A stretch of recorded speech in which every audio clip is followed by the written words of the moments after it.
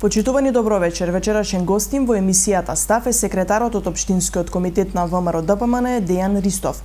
Господине Ристов, добро вечер и добре дојдовте во нашата емисија. Добро вечер, благодарам за поканата. Поздрав до сите ваши гледачи.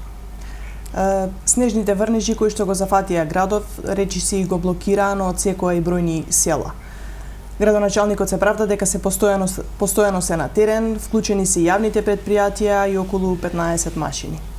Точно така, како и секоја година, снегот не изненадува, поточно службите во градот кои што се задолжени за чистење на снегот, потврдија и оваа зима и покрај најавите на сите надлежни институции кои ги следат временските прилики дека ни следуваат врнежи, нашите локални власти ништо не презема тој дел, туку уште од првиот ден почнаа со изговори дека и со барање на трпение страна на граѓаните дека ќе биде исчистени улиците во градот. Еве веќе 10-ти ден, речиси, се уште повеќето од улиците не се исчистени. Тој исто во неговиот прес кажа дека располагаат со 15 машини за чистење, но каде се тие машини? Граѓаните не ги гледаат. Централното градско подрачје се уште е блокирано од снежните наноси, што ни зафатија на 5 јануари, а сега сме 13. Излезе информација, поточно вие како Општински комитет покажавте документ во кој утврдувате дека договорот за зимско одржување на улиците е склучен на 5 јануари. Градоначалникот негираше дека е така, тој тврди дека е на 23 декември. Тој излезе со документ.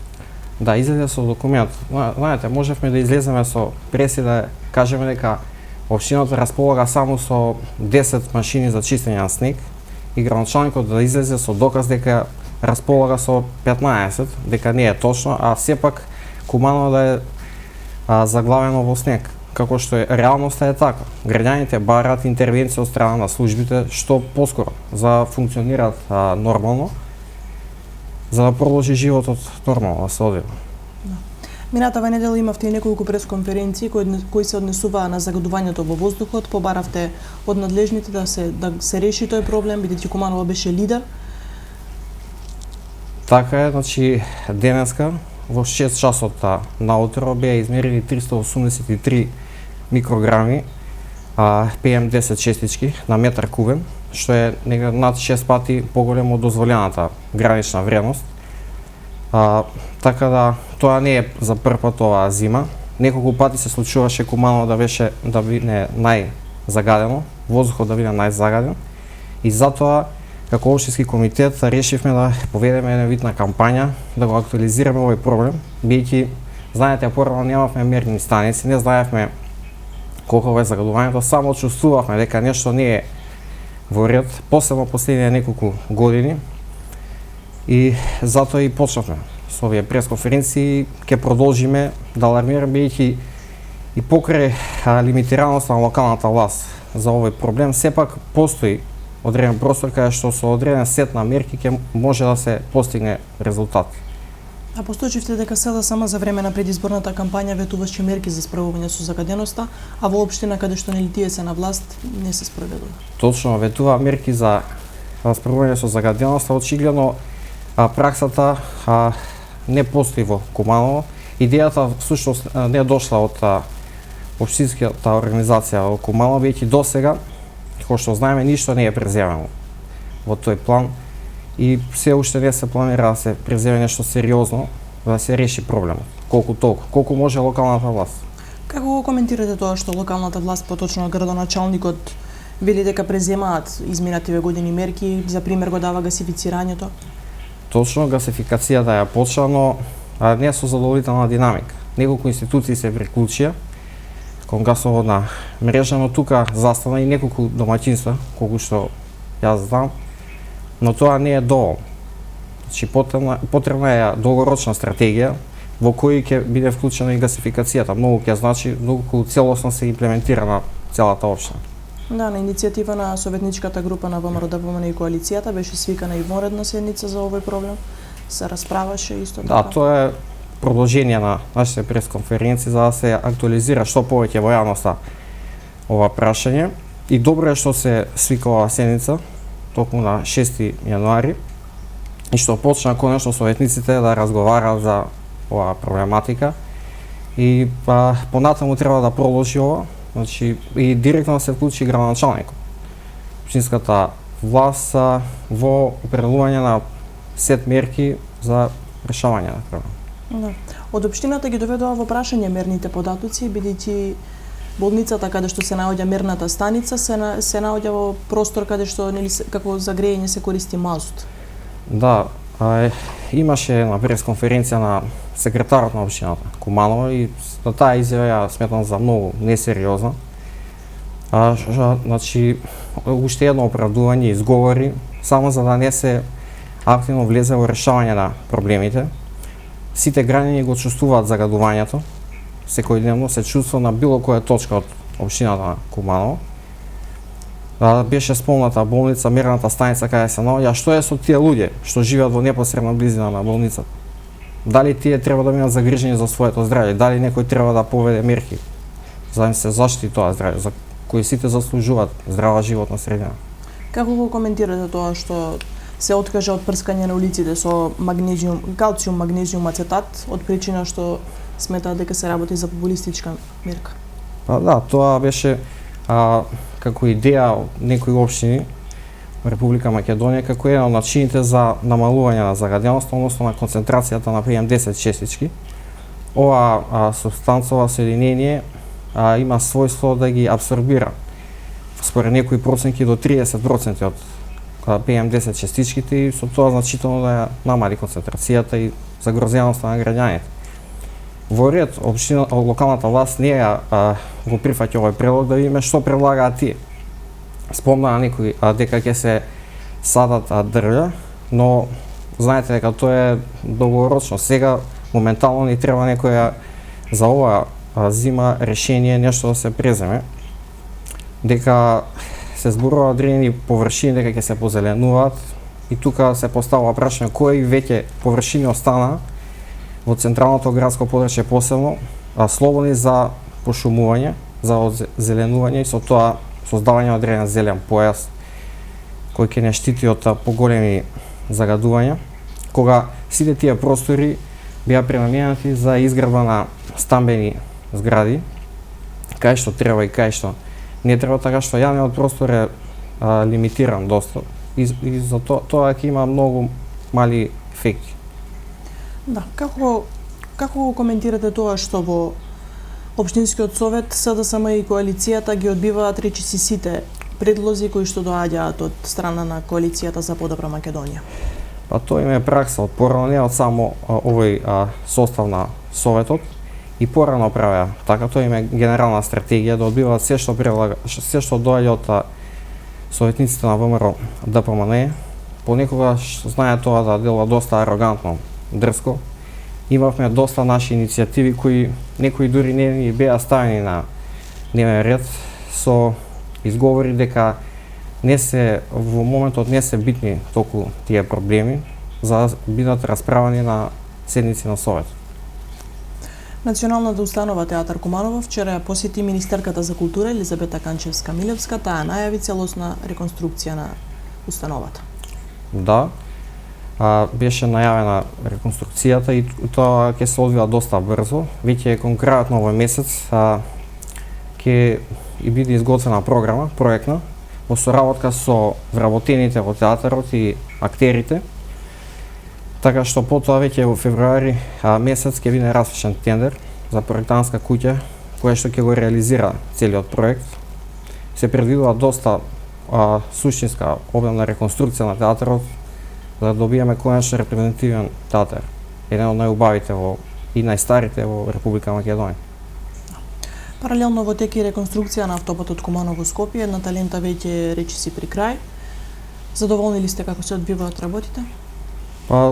Според мене динамиката е во ред, според оваа динамика оваа година би требало да се заврши целосно реконструкцијата во должина од 23 километри, нешто над 10 милиони евра ќе чини целиот проект. Тоа ќе значи многу за транзитот, за бизнисот, за транспортот на патниците и така. На последните парламентарни избори ВМРО-ДПМН успеа да освои победа во изборната единица 2, како и во речи се многу останати. Како го коментирате тоа, како гледате? Задоволни ли сте од постигнатото? Па да, тоа временска дистанца, ако се земе во предвид каква се негативна кампања се водеше против ВМРО-ДПМН последните 2,5 години, со какви ресурси, со каква поддршка располагаше опозицијата предводена од СДСМ, сепак треба да бидеме задоволни од овие резултати. Во изборната единица 2 имавме победа од некаде вкупно околу 4000 гласови. Исто и нашата позиција во Куманово е задоволителна. Значи нема отстапување од 2014 година. Не славевте во Куманово, зошто? Значи, како што знаете, веднаш по завршувањето на изборите, Државната изборна комисија влезе во едно сценарио кое подразбираше одложување на прогласување на конечните резултати. Таа вечер, утре вечерта, се уште не знаевме кои се вистинските резултати од изборите. За прв пат во современа Република Македонија. Потоа се случи прегласување. Исто и како општински комитет имаме став да не шириме не преголем триумфализам, бидејќи граѓаните се преоптеретени со политика, веќе со политички тензии кои траат многу долго и затоа наближува новогодишните празници и порелаксирачки ќе делуваше така. Имавме еден новогодишен коктел со граѓаните, со нашите членови пред новогодишен и така заврши годината. Зошто според вас голем број албански гласови отидоа во СДСМ?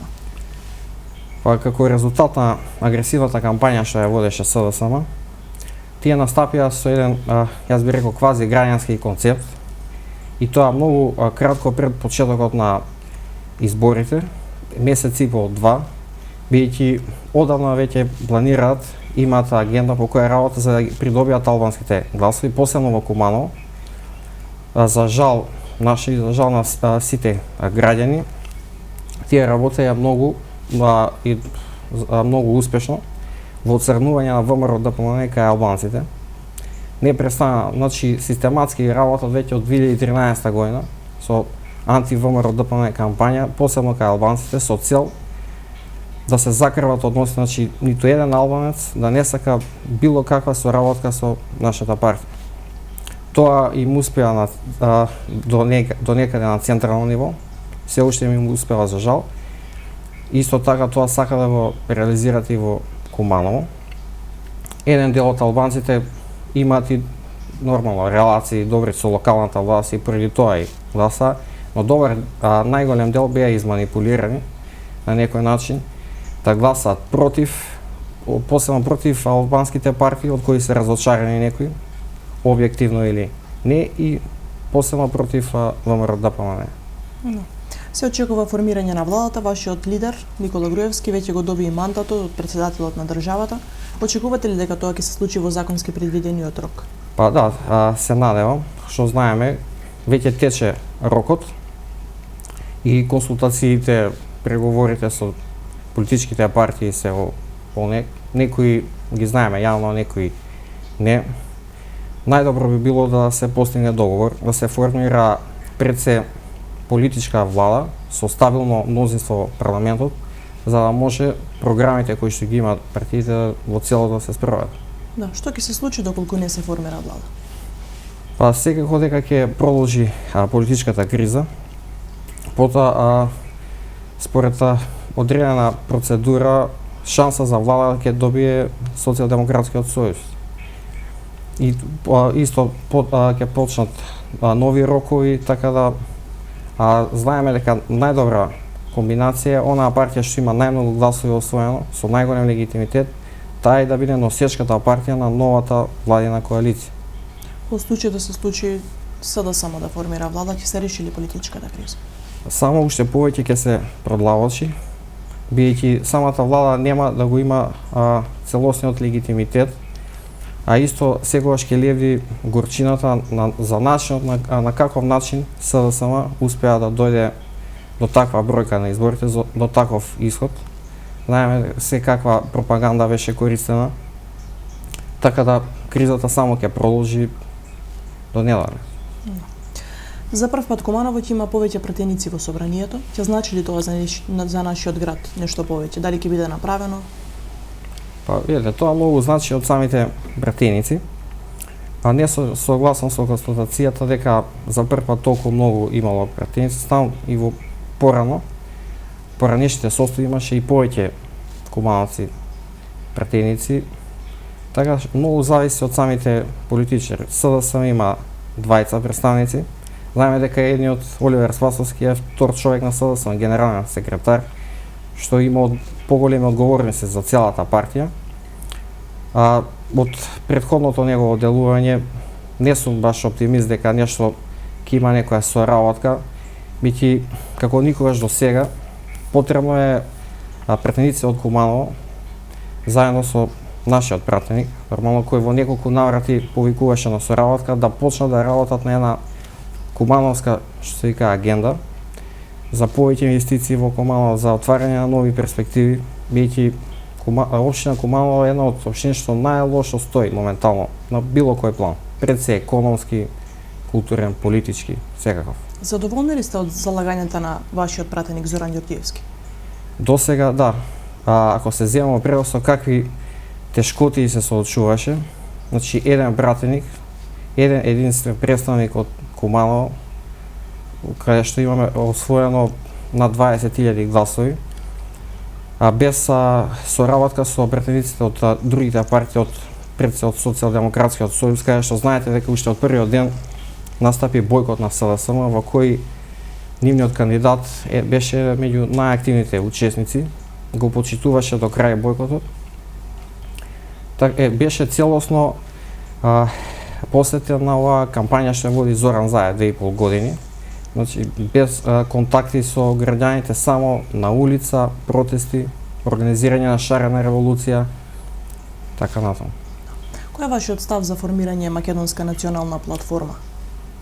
Ќе придонесе ли таа за промени во државата? Денови е актуелна една идеја за формирање на Македонска национална платформа на македонците, пред се предизвикана и од случувањата помеѓу некои албански партии кои заедно подпиша една заедничка национална платформа, и тоа не во Република Македонија, туку во друга држава, во Албанија, со посредништво, со туторство на странски политичари, и доста провокативно делуваше за македонската јавност, и тука повторно се реафирмира одредени идеи за национална платформа. Доколку такво нешто се направи, тоа секако ќе делува релаксирачки меѓу интеретничките односи меѓу македонците. Многу е битно да не биде реакционерна самата платформа, значи реакција на нечија друга платформа во дефанзива, бидејќи сето тоа ќе се седе на дневна политика. Треба, доколку се правела таква платформа, треба да гледа, да има долгорочни аспекти во неа и секако да делува интегрирачки за целата држава. Често може да се слушаат коментари дека сте националистичка партија која што шири омраза, нетрпеливост и слично. Тоа е дел од една од главните поенти на кампањата што ја водеше СДСМ, со помогнат одредени невладени организации, мощни и влијателни во нашата земја. Значи, не се бира средства, безброј колумни, интервјуа, текстови, нарачани анализи, во кои што се со цел ВМРО ДПМН да се представи како една ксенофобична, етнонационалистичка партија, нетолерантна кон никого, со која не може воопшто да се работи, која треба да се изолира, да се маргинализира. Затоа и беа изборите, да се ослаби што повеќе, за еден ден биде сведена на многу мала партија која што на долг рок ќе исчезне. И секако тоа, за жал, многу помина кај многу граѓани, пред се кај, како што рекол, кај албанците и кај дел од меѓународниот фактор, кој, како што знаете, беше многу инволвиран и во овие избори, како наблюдувач за следење на регуларноста на изборите. Сметам дека во иднина ќе треба како партија тој имидж кај дел од граѓаните стегнат да го смениме впечатокот, бидејќи ниту со нашата реторика, ниту со нашето вестување не сме заслужили некој на таков начин да не ослови. Сега само излезе со парола за живот, во која што ветуваше дека ќе ги ослободи граѓаните од сите уцени, посебно јавната администрација, дека ќе престанат криминалите и слично, пред се дека ќе ги ослободи граѓаните од ВМРО-ДПМН. Да, СДСМ излезе со својата парола, една од главните тези за живот, дека по изборите што се случи на 11 декември, дека ќе се формира влада предводена од СДСМ, која што ќе ја врати демократијата, правната држава во земјата, ќе ги ослободи граѓаните од стегите на така наречениот режим предводен од ВМРО-ДПМН. Јас се прашувам дали обвинуваат за притисоци во администрацијата и уценувања и дека тоа ќе стават крај на такво нешто по изборите. Се прашувам дали ќе ги ослободат граѓаните исто така и граѓаните на Куманово и вработените во општинската администрација, во кумановските училишта, во јавните предпријатија кои се нивни членови, дали важи за нив животот, дали ќе заврши праксата за која тие не обвинуваат и во Куманово. Толку би за тоа. Што не очекува предстојниот период? Се подготвувате ли за локалните избори? Да, веќе подолг период се подготвуваме за локалните избори. И пред овие избори што се случија на 11 декември, сметам дека ова ќе бидат најважните избори за Куманово пред се, да излезе од оваа летарија, оваа безперспективност, која што е наметната од лошата политика, и тоа неколку генерации. Куманово стагнира веќе со децении, како што знаете, и за тоа сите имаат одговорност, треба да преземат одговорност, и затоа е шанса за локалните избори да се сменат многу работи. Очекувате ли победа на изборите? Да, секако очекуваме победа и работиме многу на тоа. Веќе подолг период работиме на програмата, на визионерска програма што ќе понуди перспектива за Куманово. Многу идеи и предлози на нашите сограѓани ќе бидат имплементирани во таа програма. Многу проекти ќе бидат резултат на консултации со експерти, со луѓе од различни области кои што ни помагаат во правењето на програмата. Исто така и позитивната пракса во некои општини ќе биде имплементирана и во Куманово. Почитуван господине Ристов, ви благодарам што одвоивте време и што бевте дел од нашата емисија. Ви благодарам и на вас. Почитувани гледачи, тоа беше се за вечерва. Останете на Телевизија Плюс.